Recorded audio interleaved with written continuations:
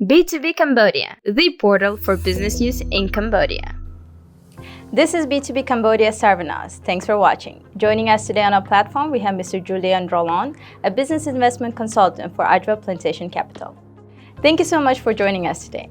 Can you tell us a little bit about Ajwa Plantation Capital and what it is? Thank you, first of all, Ms. Sari, for inviting us at B2B Cambodia. We are very happy to be back. I personally didn't come to Cambodia since 2019, so I saw a lot of exciting developments. And basically, Ajwa Plantation Capital was the dream of my business partner, Mr. Lim, who is a French-Cambodian entrepreneur. And he tried to follow the footsteps of his father, who is doing very well in rubber plantation and real estate. And he decided to bring a group of investors from all over the world to invest into black pepper plantation and later on in Mondulkiri in coffee and durian. So it's quite an ambitious project with more than 30 investors from 10 different countries. And together combined, they invested a few million US dollars to develop our plantations farms. What inspired you yourself to join the Ajwa Plantation Capital and started, and why Mondulkiri of all the places? Well, I was always interested into farming, and I lived 7 years in a farm while being in France, and I think it's very important to be to take care of food security. So when I was offered the opportunity to be part of such an ambitious project, I jumped in. And the reason we chose Mondulkiri is because I've been living in Southeast Asia for more than 20 years. And in Southeast Asia, you always look for places who are in high lands. Like, for example, I lived in the Philippines. Baguio used to be the capital. And if you go to Thailand, you have Chiang Mai. In Malaysia, where I live right now, you have the Cameron Islands. So I would say Mondulkiri is a bit the Cameron Islands or the Baguio of Cambodia. And we started to see a lot of development, resorts, some coffee production. So we thought we could do plantation/resorts, ecotourism. And that's why we jumped in and we acquired, I mean, not me, but my local partner acquired a huge piece of land of 100 hectares, and we started to plant a couple of crops. Until COVID happened, and maybe this is your next question, but we decided to re-strategize, and with the permission of our investors, we are in the process to sell the land. As you said, you haven't been here for quite a while, and with COVID, I guess it was hard traveling as well. Yes. And now that you're back, and I believe you just visited Mondulkiri yourself, how would you say the landscape has changed? What has changed in the area? A lot of developments happening, a lot of real estate projects, very ambitious, very aggressive in a way that it mushroomed everywhere in the capital. We saw many more resorts near our plantation. Even our neighbors started to build a cemented house. So I'm quite impressed, because you expect that after COVID it will take a bit more time to rebound, but actually in Cambodia it's not the case.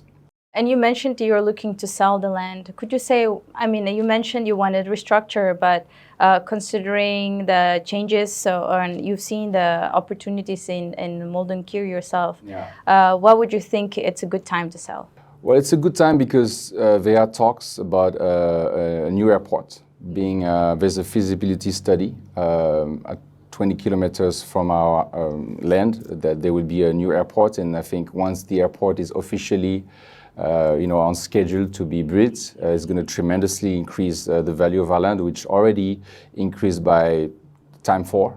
We are leaving not because of the quality of the land or because of Cambodia. It's just because we decided to migrate to other regions where we have bigger opportunities, but we still believe that Cambodia and the agriculture sector will be a really good investment combined with tourism. But unfortunately, we can't be everywhere, So we have to decide to sacrifice some great project like this one and cash out to move on a different type of projects in different regions. Yeah. Could you tell a little bit about the land, the size, and the location, and what kind of businesses or investors do you think it would really suit? Well, definitely anyone who is interested into cash crops. We have durian plantation, quite mature trees, and also macadamia. We tried coffee, but it didn't really work out.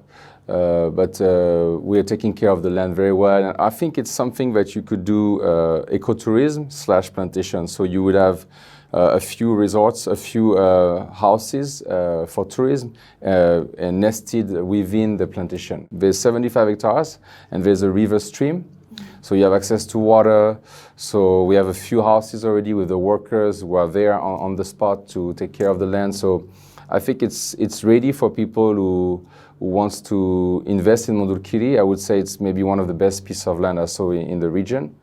And another thing, it's 30 kilometers away from Vietnam, from the border of Vietnam. So you're talking about tourism. If you build something that is a bit creative, original, that is not a typical resort, like with a theme, you can have access to the Vietnamese tourist market. What's the next step for Ajwa Plantation Capital?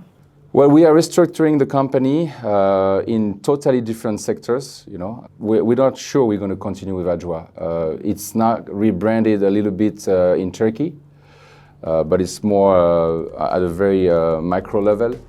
The most important is to sell the land. You know, after that, it depends on the eagerness of our investors to continue the journey with us or something else.